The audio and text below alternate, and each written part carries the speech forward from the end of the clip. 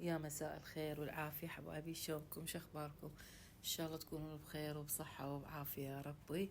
الكليتش طبعا سألوني عليها، قالوا لي شو تنزلين الكليتشة؟ أنا متأخرة كلش، ما نزلتها لأن شوي تعبانة كنت، وفترة الصيام والعيد فخلصتها، فأنا طبعا متأخرة كلش بها، بس حبيت يعني أنزلها وأحد حتى يستفاد من عدها، لأن مو إلا يعني إلا بالعيد أو هاي، بس إحنا يعني نعرف كالعادة لازم بالعيد الكليتشة مالتنا نسويها ونحضرها، وحتى يعني بالعيد الكبير هم لازم نسوي كليتشة.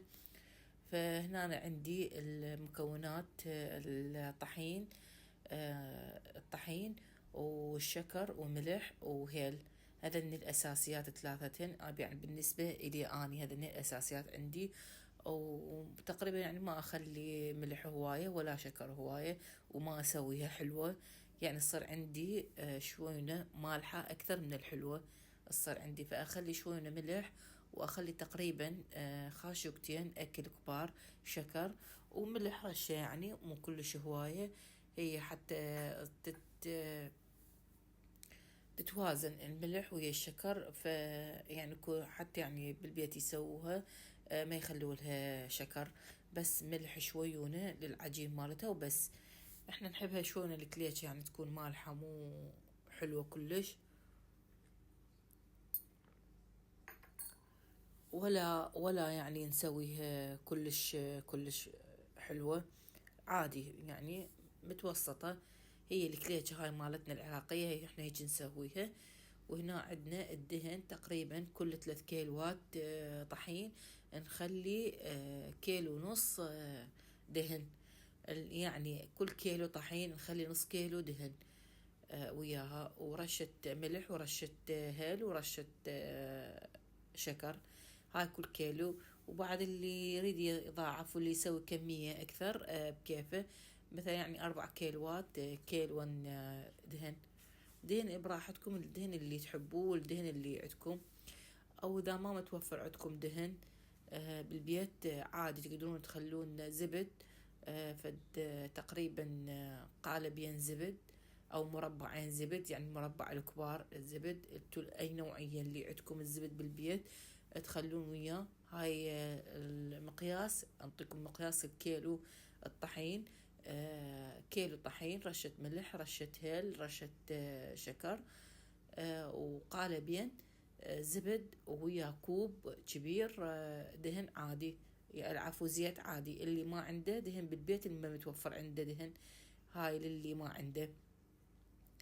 والبيكنج باودر والخمرة بالأخير، هذني اللي المواد مالتها.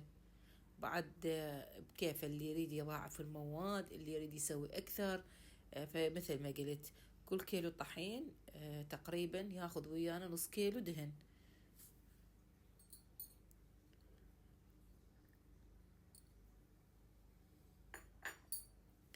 وهنا عندنا هاي لازم الشغلة الأساسية نلكلك بيها الطحين ويا الدهن، لأن حتى عندنا يشرب الطحين ويا الدهن، هاي لازم، هاي الشغل يعني لازم نسوي هاي الحركة بيها بالبداية، فما يصير نخبط المواد كليتهن ونبدأ نعجنها عجنة مرة واحدة، لا ما يصير، لازم تتلكلك العجينة، العفو لازم يتلكلك الطحين ويا الدهن، يشرب كليته، يصير شلون الرمل، يصير عندنا شلون الرمل. فأنا قاعدة باوع دا أقلبه أشوف، يعني خاف عندنا كتلة مال الدهن ما متجانسة زين ويا الطحين، فأبدي أسوي وأخلي الخمرة. الخمرة تريدون تخلوه ويا الحليب، أو تريدون تخلوه ويا المي، أو تخلوه ويا مثل ما أنا خليتها ويا الطحين، براحتكم، أنا يعني اللي يعجبكم. وهنا عندي ل3 كيلوات أنا أخذ من عندي باكيت هذا كامل من الحليب ل3 كيلوات، فأنتو بعد كل من كل من ومقياسه. والعجين مالته أنا هيك أعجنها، ما أعجنها مرة واحدة، لين حتى أشوف خاف ثخينة، العفو قوية كلش أو لينة، فأنا أسويها هاي الطريقة حتى تصير عندي لا لينة كلش ولا تصير عندي كلش قوية، فأنا أقدر أتحكم بيها يعني. هاي الطريقة، وهاي الطريقة أحسن شيء وأضبط شيء تقسمون يعني قسم من العجين.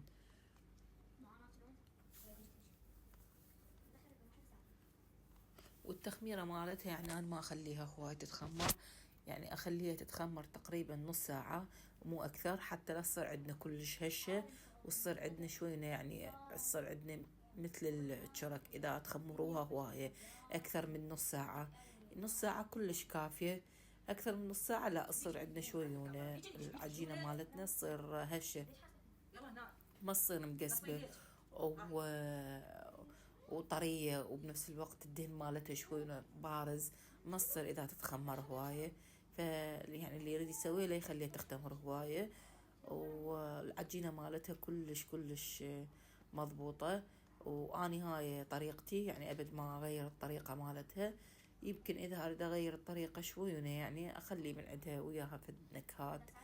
وان شاء الله عندي هم طريقة اللخية نفسها، بس يعني اقراص اسوي مع التمر كلش طيبة ذيك، وتقسم عماتين اسويها بالزبد وبالزيت العادي. انزل ان شاء الله الطريقة مالتها لان كلش يحبوها. والصراحة أنا جتني فترة يعني كنت أسويها كلش هواية، بعدين قطعت قمت ما أسوي. فحبوا أكثر شي ذيك الكليتشة الأقراص كلش طيبة لأن خفيفة ومقسبة. هاي هنا عندي لازم ورا ما تكملون العجن مالتها تفتحون تردون يعني تفلسون العجين كاملة، حتى خاف اكو طحين، خاف ما تعجنه زين تردوا تعجنوها كل زين. هاي الطريقة مالتها. فهنا قاعدة لازم تعجن تقريبا بالنص ساعة تعجن مالتها، وكلش تتعب تعجن، وكل ما تصير كمية أكثر كل ما تتعب أكثر. فأنا سويت، أنا هنا عندي سويت تقريبا مرتين. أنا سويت هاي المرة الأولى، بعدين بقت عندي يومين وخلصت عندي، فرديت سويت الأقراص بس ما صورت هذيك الأقراص لأن كنت كلش تعبانة ومسوية مرتين كليشة.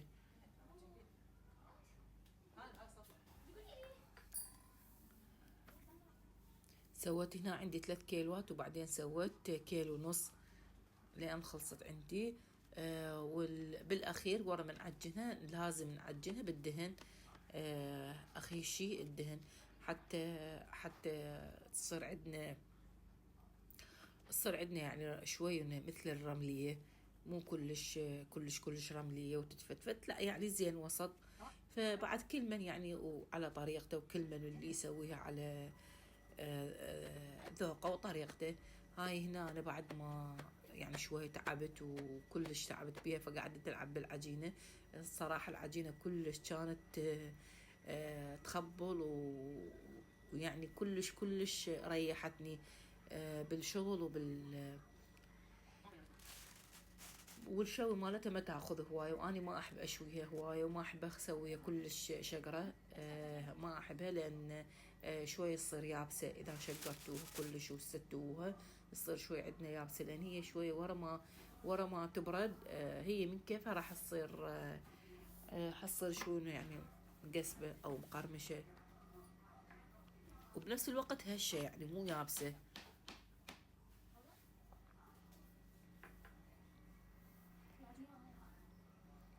وهنا عندي القوالب، أنا قلت يعني أسوي قوالب أفكار وأشكال.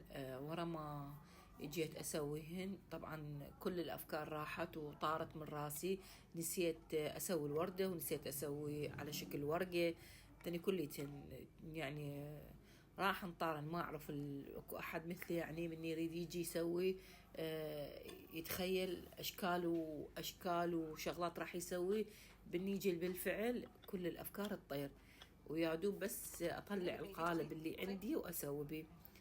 هنا عندنا جوز وفستق حلبي وهيل ومبروش. اللي عنده شيرة يخلي شيرة، أنا عندي شيرة يعني ما كنت مسوية بوقتها، يعني مسوية داطلي أو لقيمات كنت مسوية. فخليته وياه، قلت ما أريد أخلي شكر مطحون ومي، فهو نفس الشيء أخلي كل من تقريبا 3 خواشيق كبار شيرة.